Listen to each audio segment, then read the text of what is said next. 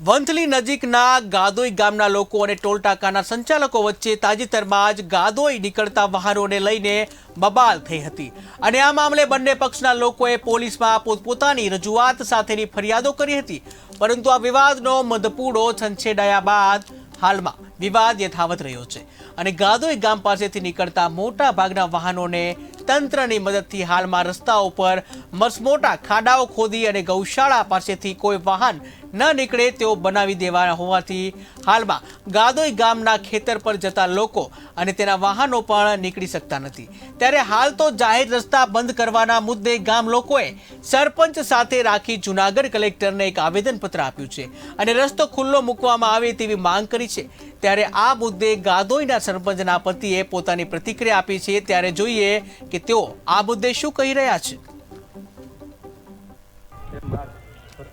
TDO સાહેબ, મામલતદાર સાહેબ, સિંચાઈ વિભાગ, રોડ અને રસ્તા એ વિભાગના અધિકારી શ્રી અને પીએસઆઈ શ્રી તથા પોલીસ તંત્ર એ બધા આવી અને અમારા ગામનો જાહેર રસ્તો ખોદી નાખેલ છે, જે બાબતે અમને ખાલી ટેલિફોનિક જાણ કરેલ, બાકી આવે છે એવું કે આ ખોદવા હું બાબતનો રસ્તો ખોદવા તે કંઈ જાણ કરેલ નથી। તો અમે ગામ લોકોએ આજે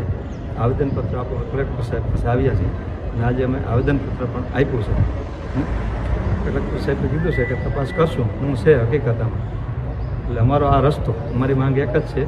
આ રસ્તો અમારો આજના જ ખુલ્લો થાય અને આમાં ક્યાંક રાજકારણીઓનો પણ હાથ હોય એવું મને લાગે છે,